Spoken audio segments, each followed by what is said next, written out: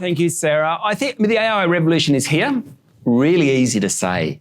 How do you take advantage of it? And I think that's what the next 45 minutes or so is all about. Dave, you get to kick off the show. Yeah.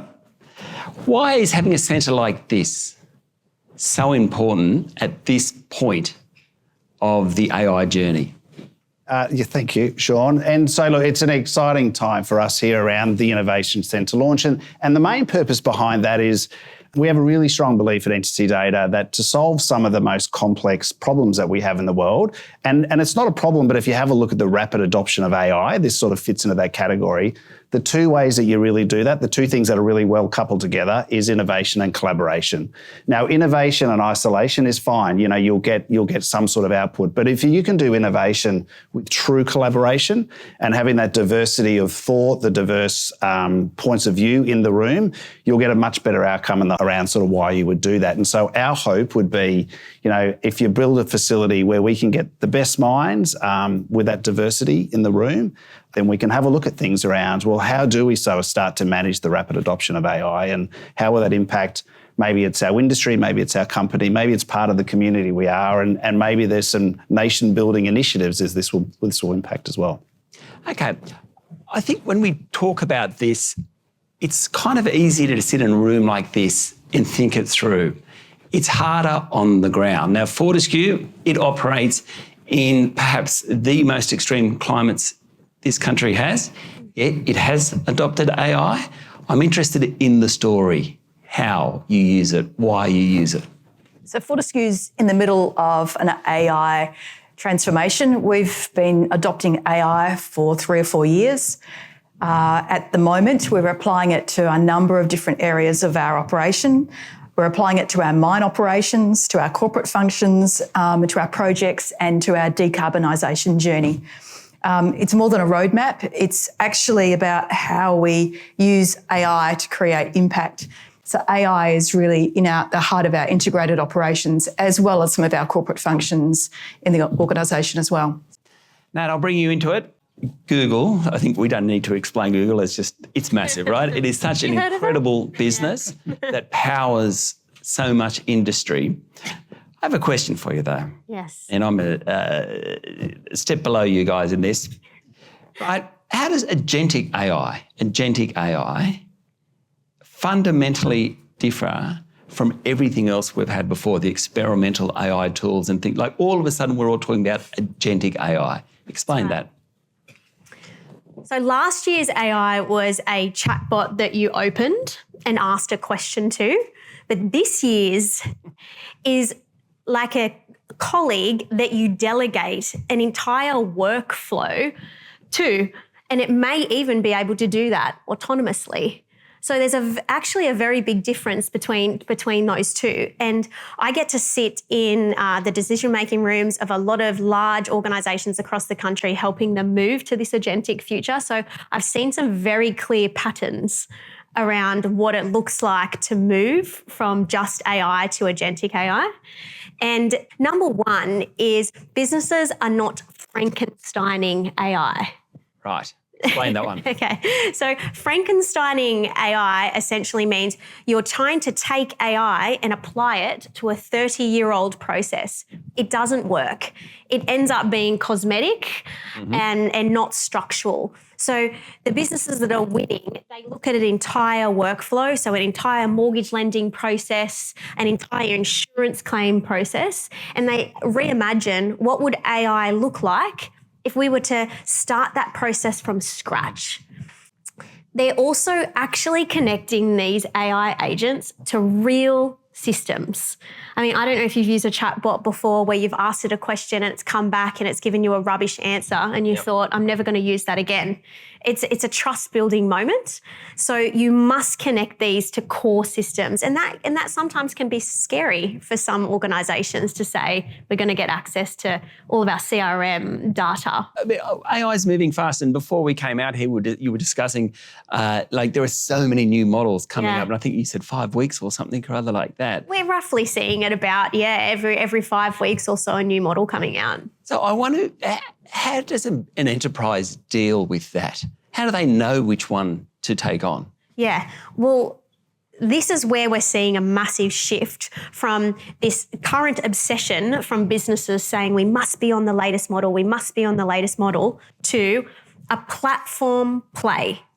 So, and I think you're going to have to make an investment in the next 12 months or so on what platform you're going to choose, so that you're embedding a platform inside your enterprise and you're allowing all those models to come down and filter in the business through a platform that you can control, you can govern, you can put security around.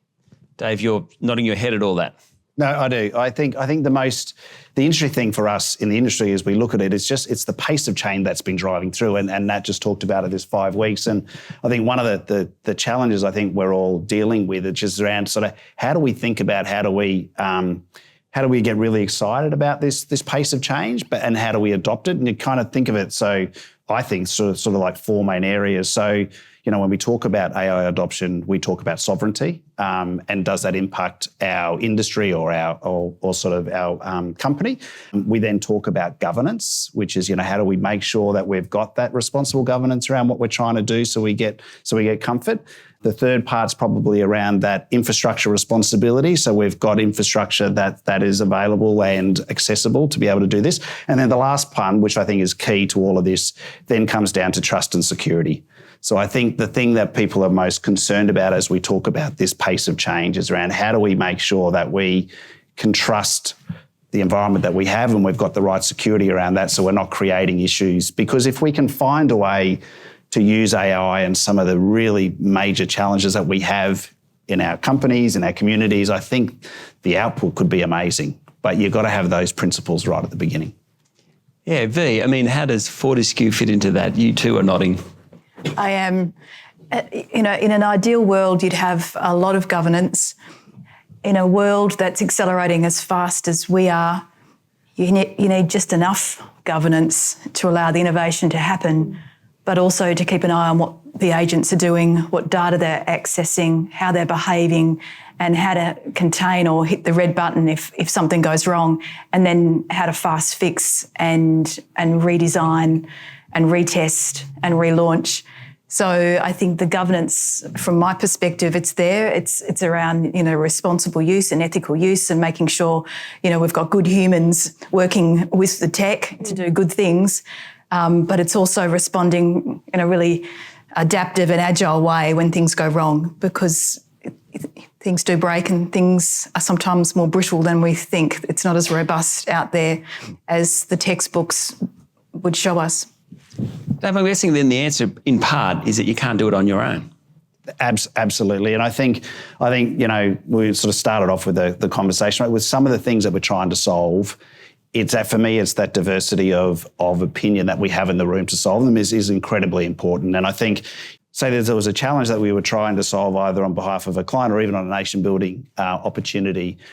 For me, it's that diversity of not only within our industry, but if you had a room that had the voice of industry, we had the voice of academia, we had the voice of big tech. Sometimes we might have two voices of different types of big tech in the room. You're going to get a much better outcome than what you would if you tried to do it in isolation. So I think when things move so quickly, trusted collaboration, I think, is going to be a really key part of how do we move forward and get the value out of the investment. Australian businesses and government have and will continue to invest in tech. Yep. Because it delivers a great business outcome when it's done properly. But I think where we are at the moment with some of the bigger challenges that we're dealing with, I think collaboration has to be at the core and getting that diversity of thought happening.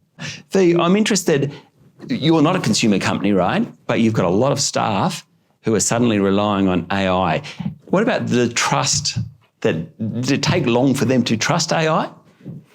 It's a similar journey that we had with our autonomous operations. And when you think about the journey that we went through with that, there's a lot of testing and retesting and continuous assurance that we did with that project. And there's a lot of testing that we're doing with AI. Because AI is probabilistic, it will behave sometimes differently. So that continuous assurance is required because context changes, data changes, and the model itself is not always predictable. So we need to think about what are the runtime controls that we can do in production, but also what is the red teaming or the testing that we do in the development. And we really need to stress test in that development environment before it goes into production. So I think these fields of testing and assurance need to be really, really strong. And it's continuous feedback, and these environments need continual tuning. It really isn't set and forget, and behaviour is variable. Human behaviour is variable. AI behaviour is also very variable. I'm interested in how, when you have probably 10 priorities at Fortescue, let's say, and this is one or two or three of them, how do you marry that with the other 7? I take a risk-based approach, and I also measure that with returning value back to the organisation. If the organisation has decided this is one area that they're going to invest in to deliver value and business benefits, then I'm going to align myself with that program of work to ensure we meet those goals safely, securely. So they're the two things that guide me, is delivering business value and putting a risk lens across everything that I do to make sure we're stepping in when we need to, but we're also allowing a lot of experimentation and a lot of innovation in the sandbox. Dave, what's your take on that? Yeah, look, I agree. I think that whole prioritisation piece is tricky wherever you may be. I think for me, it's where do we get the most value that we're going to be able to deliver back to our companies. I think part of it for me, I think, in my company and other companies as we go around, there's the how do you get that right balance of the short-term objectives that you've got to achieve to get something, but that commitment as well to the long-term outcomes that you could drive as you prioritise. So you can't have all of your priorities that are focused on the short term and you just keep sort of de-escalating your long term, because those longer term ones will actually deliver a better outcome for you longer term if you can keep your commitment there. Yeah. So Google went out on our own internal AI transformation journey. At the very beginning, our strategy was, when we were in that kind of early adoption phase, we would let 1,000 flowers bloom. So we would let lots of AI projects pop up, and that was on purpose. But as our own AI transformation adoption and a journey became more mature, we then started to say, well, let's look at no more than 3 or 4 priorities across the business on how AI can actually apply to that. And we actually found that the more you can get clear around, say, 3 or 4 areas inside the business that you want to drive AI in, then you can share those capabilities across different businesses as well. And those learnings become clear across those businesses. And then you clearly have a platform that sits underneath all those businesses. And that's when you really start to build an AI strategy that lasts. So I'm asking you to look in the crystal ball. The next 12 months, in terms of AI and technology, I'm going to start with you, if that's all right, Nat. Sure. What should we expect?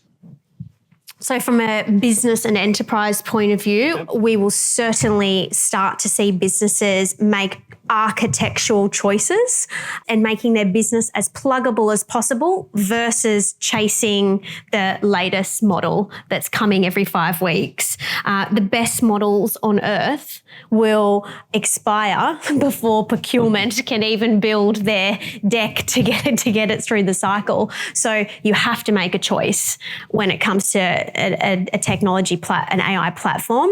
And then I think it comes down to what I said earlier before, and I gave the example of trust. I think we're going to start to get much more confident around having AI systems operate autonomously for us, and that's going to set a huge expectation of the enterprise to provide those experiences for us. Dave? So maybe mine might be a little bit different. So mine's less about the tech, but more focused maybe around the human education side. I think, when we've got so much change, we only really see the value of technology when it comes to how the humans may use that technology. And so I think because we've got so much, the rapid pace of change, I think we will need to see a greater focus around that human education and experience point of view, because, how do we as industry or big tech partner better with our academic institutions to make sure that when we look to the next generation of employees coming out, they've actually got the skills to use this new technology that's coming on so quickly. So from my side, I think we'll see a greater link between sort of that human experience piece and the technology rollout. Yeah. V? Yeah, my insight is to focus AI on the economics of your business and have it solve some of the problems that you're really wrestling with. And those that do that early will get strategic advantage. And these are specific problems? Yes, yeah. So for us, that's around decarbonisation. It's around sustainability. It's around safety. It's around seeing things we can't see and identifying those patterns early. So I'm really hopeful for what AI will do for the mining industry. I'm also very hopeful for what it potentially can also do for cybersecurity. So I'm expecting a lot more power in our vulnerability management and our capability to address vulnerabilities and also produce secure code. I'm expecting a lot more intelligence right across how we put all of our security tooling together and have those tools work together. Yeah, and my 2 cents on that, I've been a journalist for 35 years and my cohort and older siblings are retiring. That is the last thing in the world I'd ever want to do because nothing has been as exciting as what's happening right now. And to report on that is fantastic.